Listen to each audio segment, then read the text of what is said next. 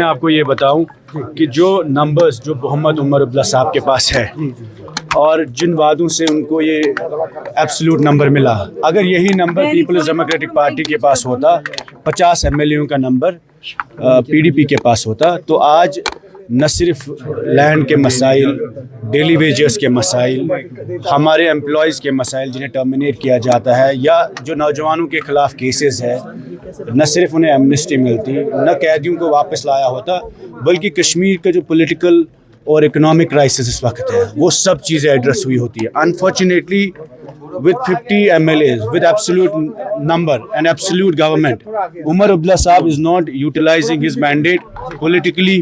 اور آپ نے دیکھا کہ 1 سال ہونے کو ہے، جتنے بھی وعدے انہوں نے بجٹ میں کیے یا جتنے بھی وعدے عمر صاحب نے اپنے مینیفیسٹو میں کیے، یہ کہنا بزنس رول نہیں ہے. آپ نے خود دیکھا کہ اس ہاؤس کے اختیار میں تھا کہ لینڈ سیکیورٹی بل جو تھا اس کو پاس کرنا اس ہاؤس کے کنٹرول میں تھا، ان کے ہاتھ میں تھا، but they did not have the will to pass it, اور انہوں نے کہا یہ لینڈ گریبرس ہے.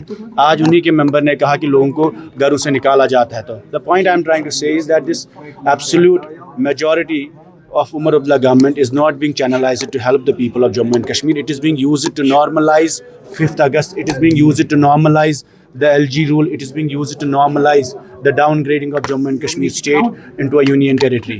Whatever is happening today with the popular government is that چاہے وہ گورننس کے حوالے سے ڈیولپمنٹ میں 5% پرفارمنس ہے ایکسپینڈیچر اس وقت عمر عبداللہ سرکار کا. ہم نے ایک سوال میں ڈالا کہ کتنے لوگوں کو فری راشن ملا، کتنے لوگوں کو فری گیس ملا، جواب میں 0 ہے.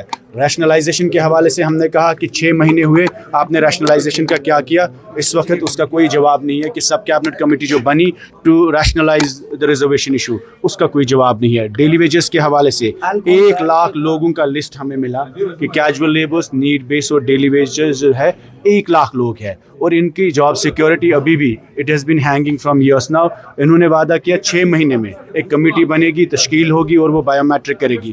1 lakh people have been identified, no action has been taken. So unfortunately there is no difference between the governor's rule and the popular government. اس وقت بھی لوگوں کے مکان اٹیچ ہوتے تھے، اس وقت بھی ملازم 311 میں ٹرمینیٹ ہوتے تھے، اس وقت بھی یہاں کے قیدیوں کو باہر لیا جاتا تھا، اس وقت بھی نوجوانوں پہ FIRs لگتے تھے. This mandate should have been used to start a political process and reconciliation for the people of Jammu and Kashmir. This is not about governance. This is also for an engagement with New Delhi to talk about the political issues of Jammu and Kashmir, about the human security, land security of the people of Jammu and Kashmir. اور خاص کر جو ہمارے قیدی باہر ہیں ان کی واپسی ہونی چاہیے.